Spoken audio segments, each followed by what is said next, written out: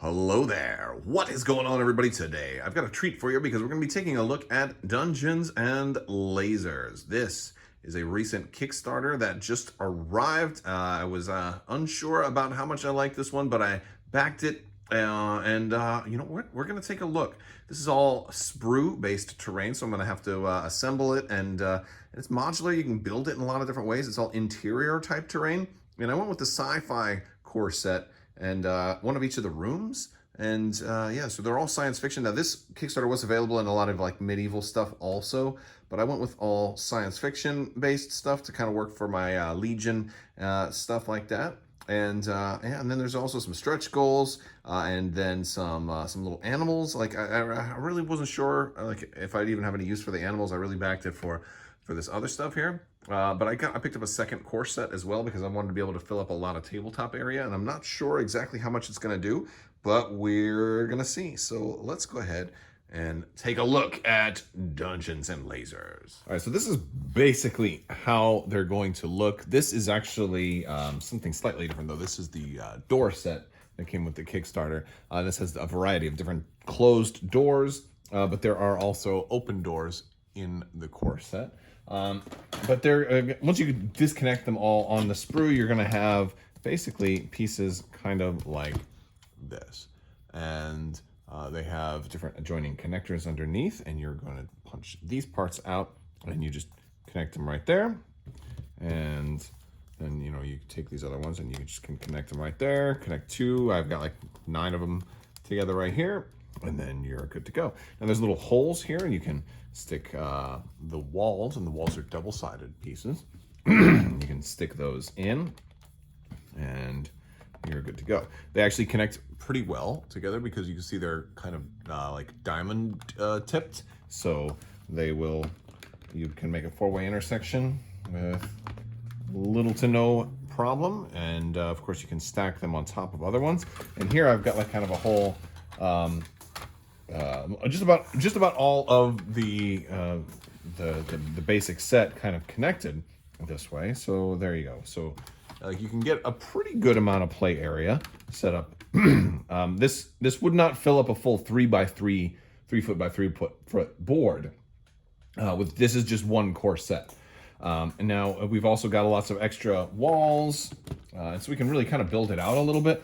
But one thing that's interesting is like the side walls have these pieces, right? So like what I could do is I can go right here and I could stick this little piece up right there, and that just creates this little hole. And I could keep doing that, and then I can, you know, put walls on the side that way. The problem with that is that there wasn't really like enough of those. And there was plenty of the double connectors, but not a whole lot of the side walls. I want to show you on the sprue also. There were a lot of these pieces here, which were just little round pieces, which I guess you could go in and, because there's holes, right? And you might not want all the little holes, the connector points showing. I have no intention of filling in the holes, but that's just me. You might certainly want to. Like my idea for this terrain is I want it to be very versatile.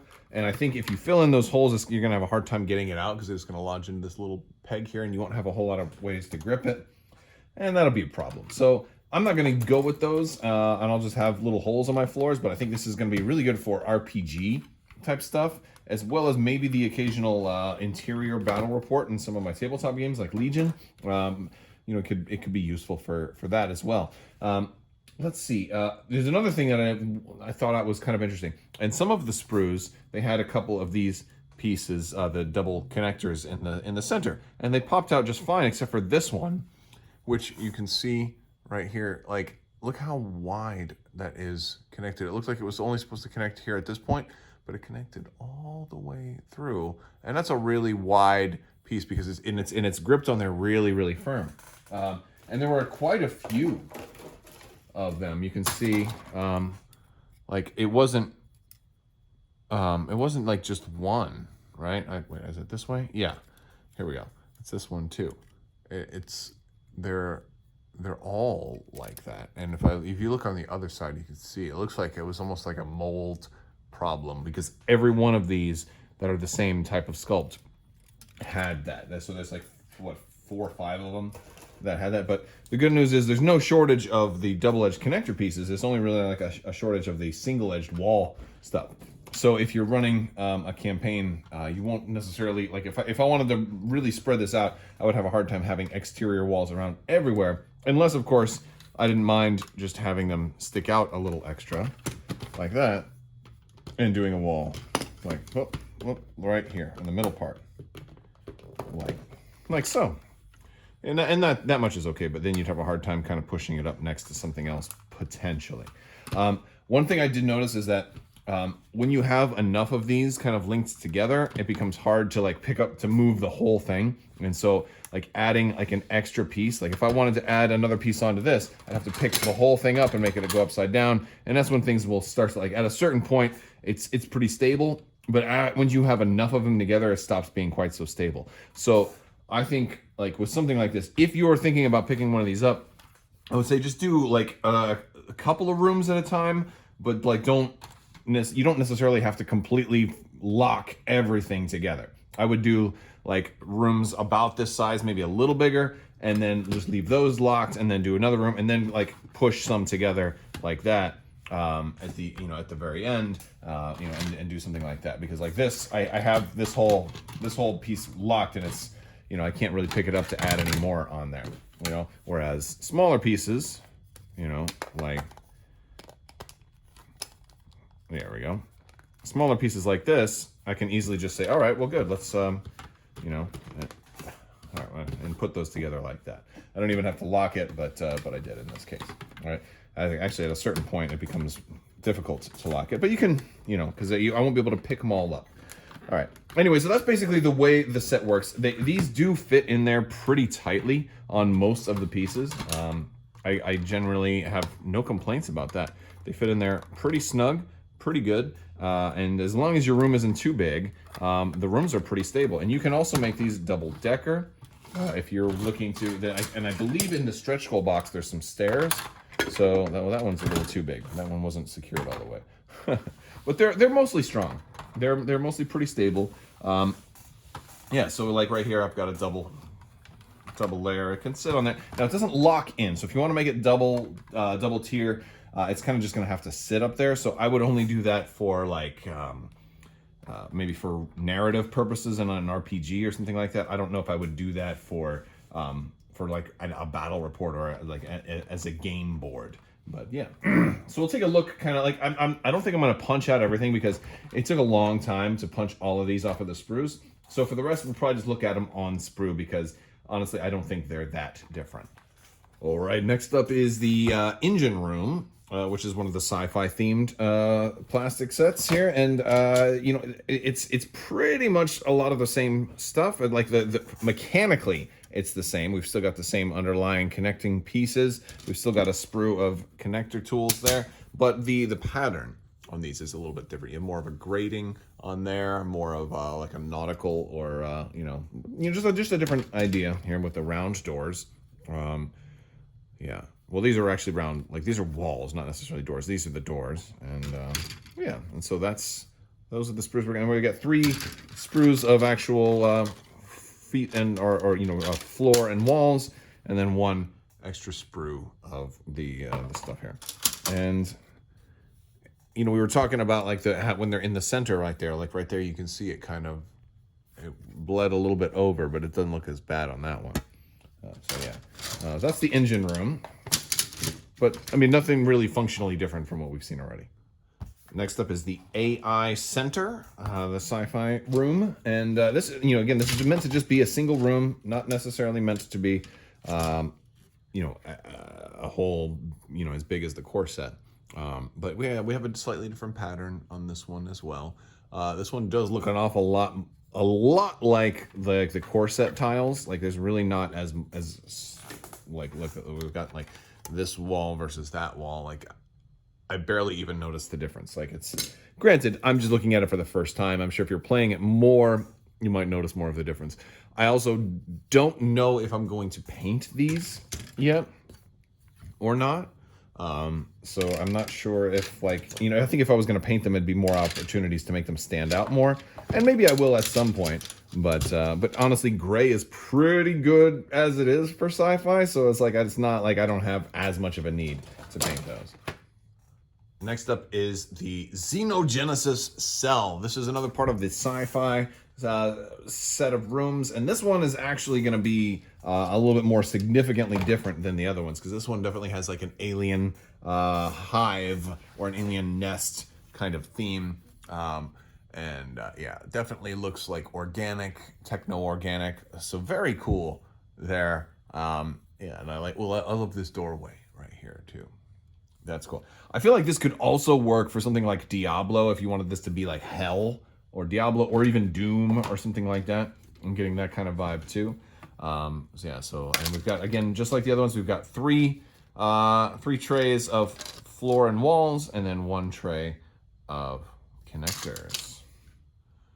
Next up is the Druid Was Right Animal Companion set. Now this was an interesting part of this Kickstarter because, like, I personally had like virtually no interest in the animal companions, but it's interesting because, like, here we'll take a look at the sprues. They are going to have bases, and these are just like little different like characters, different animals that are like a little bit extra fantasticified. Is fantasticified a word? But I feel like they fit into like a variety of genres for what we're looking at here. Look at that little doggy. Here, I'm going to give you a better look at like what is actually here. So we've got Gustav the Eagle. It's like an eagle in plate mail. We've got Cornell the cat, who's like a witch cat. Dexter the dog, who's like a conquistador dog. Robin the fox, who's like a thief. And Malik the monkey, who looks, I don't know, maybe some type of plate armor. Cecile the Weasel, who could be in some sci-fi tech there. Geralt the Wolf, who is very much like a classic knight. Brienne the Bear, who is definitely in a space suit.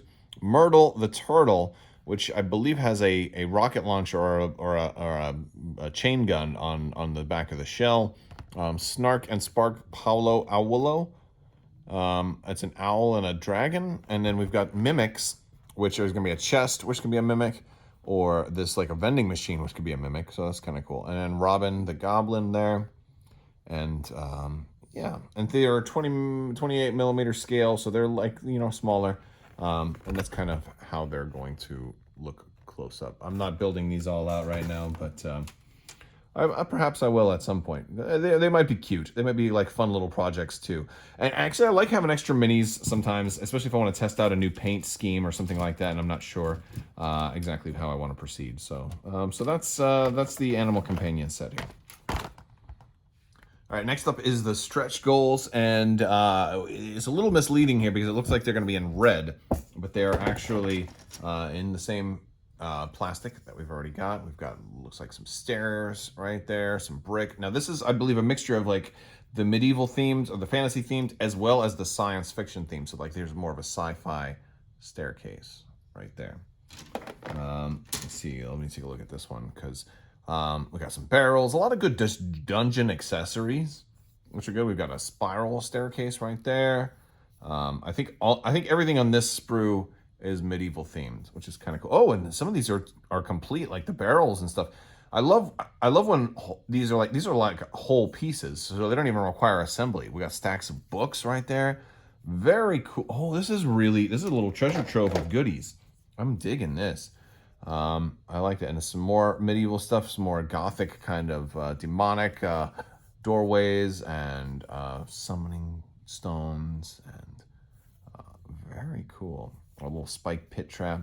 A little sarcophagus is there, or a little weapon rack too.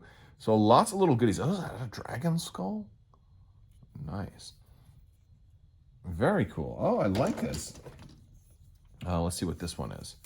Oh, now we're in the sci-fi themed stuff. Very cool. So we've got this part goes over that, like, which is like a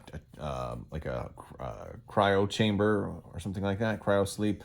We've got like generators, alien bits. Oh, like a person kind of stuck in alien goo there. Oh my goodness, a little radioactive piece there.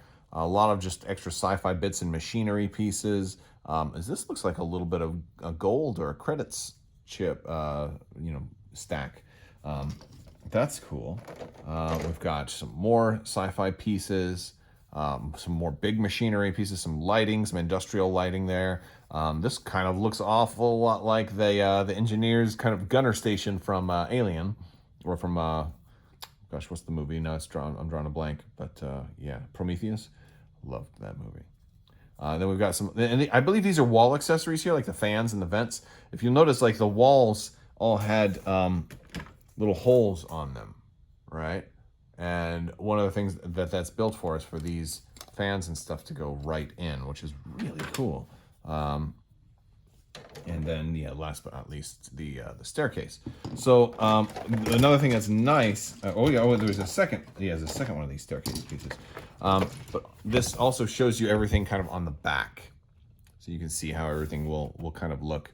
So I really like that. You get in your medieval stuff and your sci-fi stuff, and they're on different sprues too. So if you wanted to like prime the whole sprue before you took everything off, you could like do like all your sci-fi stuff in silver and then all your medieval stuff in brown or something like that.